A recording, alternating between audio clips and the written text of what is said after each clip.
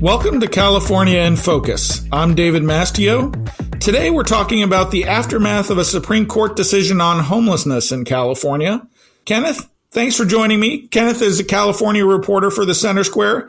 Kenneth, tell me what's going on in California. Hey, David. After a Supreme Court ruling allowed municipalities to take action limiting public encampments on government property, Newsom issued an executive order requiring the removal of homeless encampments from all the state's property and encouraged local governments to follow lead. Critics on the left wondered where the removed homeless would go, and they questioned whether periodic sweeps would be effective in the long run, as encampments can return to the same location. California Republicans, on the other hand, who have been advocating for similar policies, which, again, are now actually legal, questioned why Newsom didn't act earlier. Some cities in California are embracing Newsom's directive. San Francisco and San Diego, their mayors have both strongly supported the lawsuit, Supreme Court case, and now Newsom executive order. San Francisco said it is going to start beginning aggressive street cleanups in August, including fines and citations for individuals who do not comply.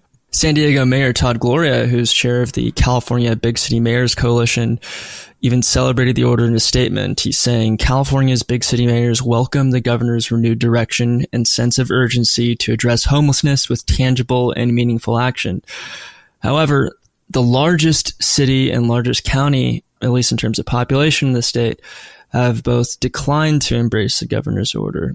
In Los Angeles, the LA County Board of Supervisors came out with a ordinance saying that the county's jails will not be used to house the homeless and that individuals will not be cited with crimes just for being homeless. And they were concerned that homeless individuals receiving fines and not being able to pay back the fines by nature of them being homeless and being forced to go to jail for not being able to pay back fines that they can't afford because they're homeless would be unfair. And this seems like a reasonable concern that was shared by LA County Sheriff Robert Luna. Robert Luna said he totally agrees individuals should not be arrested just for being homeless, but he did say when he's conducting these sweeps, if people are seen committing crimes, not even suspected crimes, but if they're seen committing crimes, they would still be arrested.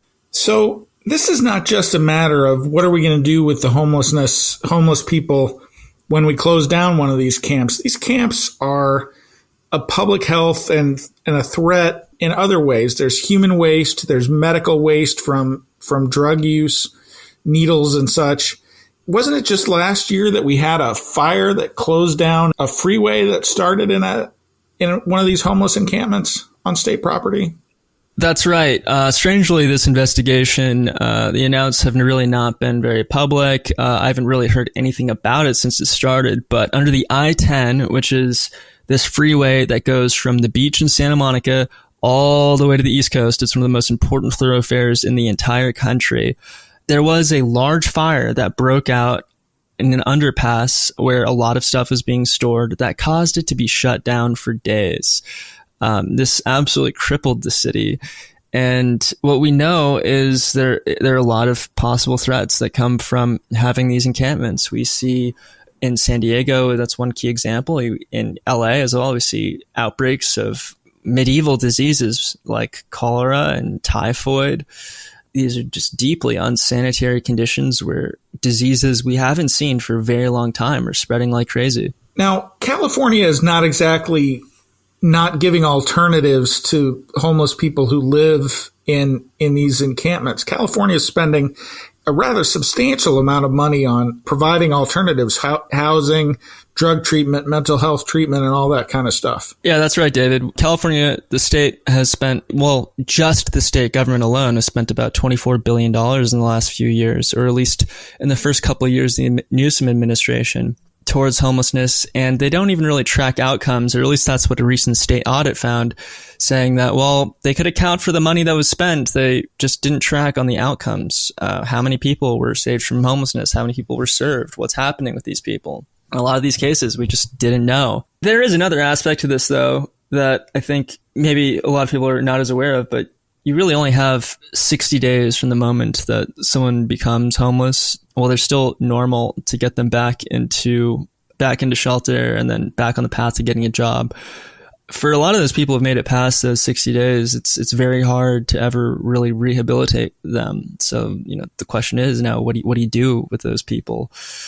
And that's why California has made changes to its conservatorship laws. We're now creating care courts where people who are not able to care for themselves can be put into conservatorship and forced to get treatment.